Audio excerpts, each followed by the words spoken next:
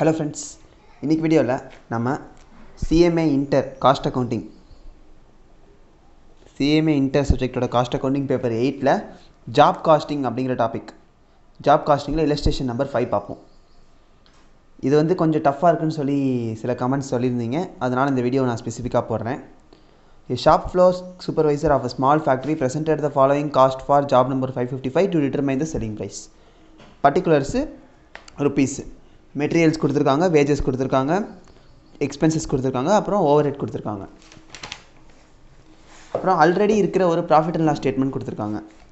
Material, wages, special items, overhead, gross profit, sales, அப்புறம் selling expenses, net profit எல்லாமே கொடுத்திருக்காங்க.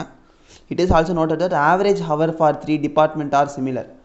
Rate இருக்கு பாத்தீங்களா, மூணு டிபார்ட்மென்ட்டுக்கான average rate வந்து மூணு டிபார்ட்மென்ட்டுக்குமே காமன் அப்படினு சொல்லி கொடுத்திருக்காங்க.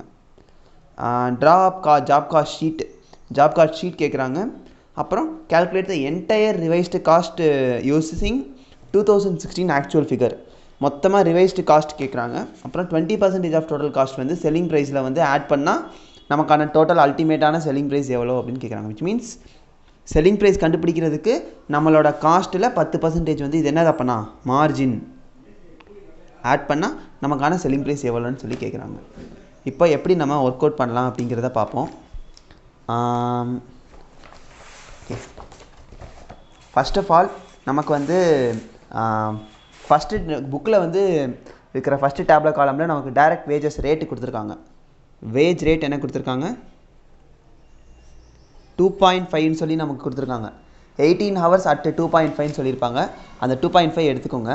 நம்ம என்ன கண்டுபிடிக்க போறோம் இத வச்சு per hour rate கண்டுபிடிக்க போறோம். மொத்தமா direct wages x y z க்கு நமக்கு வந்து क्वेश्चनல வந்து கொடுத்திருக்காங்க 10000 12000 அப்புறம் 8000 நமக்கு ரேட் கொடுத்து தெரிஞ்சிருச்சு 2.5 2.5 2.5 so hours நம்ம கண்டுபிடிக்க போறோம் so wages divided by rate so 10 divided by 2.5 4000 12 divided by 2.5 4800 and 8000 divided by 2.5 3200 அப்புறம் ஓவர்ஹெட்ஸ் நமக்கு தெரியும் 5000 9000 2000 ஓவர்ஹெட் நமக்கு क्वेश्चनலயே கொடுத்துட்டாங்க 5000 9000 2000 நம்ம இதுல என்ன கண்டுபிடிக்க போறோம் டிபார்ட்மெண்டல் ஓவர்ஹெட் ரேட் கண்டுபிடிக்க போறோம் ஓவர்ஹெட் ரேட் முதல்ல நம்ம கண்டுபிடிச்சது வேஜ் ரேட் இது இப்போ நம்ம கண்டுபிடிக்கிறது ஓவர்ஹெட் ரேட் சோ இது 3 இது 4 3 divided by 4 ஹவர்ஸ்ல இருந்து சாரி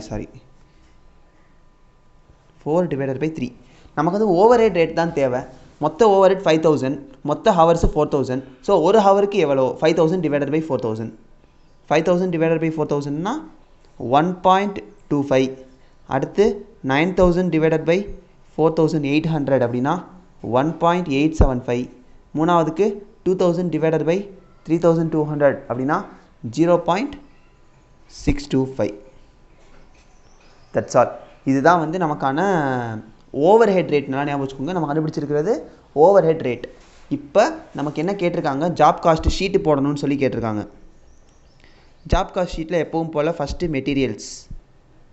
மெட்டீரியல்ஸ்க்கான காஸ்ட் 1,50,000 இதுல எந்த ஒரு சேஞ்சும் கிடையாது ஆனா நம்ம வந்து போட வேண்டியது பெர் யூனிட் காஸ்ட் நமக்கு வந்து முன்னாடியே பெர் யூனிட் காஸ்ட் நமக்கு கொடுத்திருக்காங்க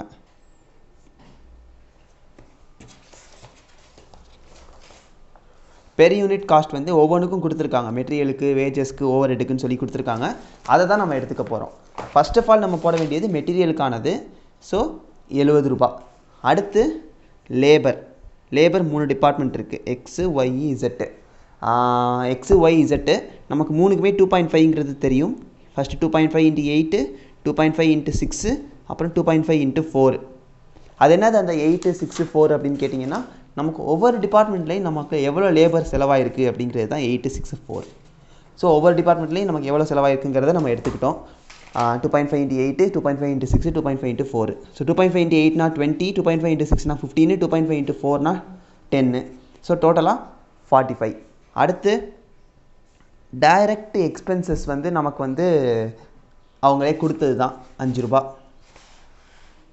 டைரக்ட் எக்ஸ்பென்சஸ் 5 ரூபா. ஸோ மொத்தமாக 120 அப்படிங்கிறது தான் நமக்கான ப்ரைம் காஸ்ட்டு. நம்ம காஸ்ட் ஷீட் என்ன ஃபார்மேட்டில் போடுறோமோ அதே ஃபார்மேட் தான். So cost sheet. அடுத்து ஓவர் ஹெட்டு. ஓவர் ஹெட்டுக்கு 3 இருக்குது, எக்ஸு ஒய் இசட்டு. எக்ஸுக்கு வந்து நமக்கு 1.25 கண்டுபிடிச்சோமா, 1.25ன்னு சொல்லி நம்ம ஏற்கனவே கண்டுபிடிச்சி வச்சுருக்கோம். அதே மாதிரி ஒய்க்கு 1.875, அப்புறம் இசட்டுக்கு 0.625ன்னு சொல்லி நம்ம 3க்குமே கண்டுபிடிச்சிருக்கோம். இதுக்கு 8 ரூபா, இதுக்கு 8 மணி நேரம், இதுக்கு 6 மணி நேரம், அடுத்ததுக்கு 4 மணி நேரம். ஸோ 1.25 × 8னா 10 ரூபா, 1.875 × 6னா 11.25, 0.65 × 4னா 2.5. இதை மூணையும் ஆட் பண்ணுங்கள், 13.75, 23.75. ஸோ டோட்டலாக நமக்கானது 143.75. இது என்னது, டோட்டல் காஸ்ட்டு.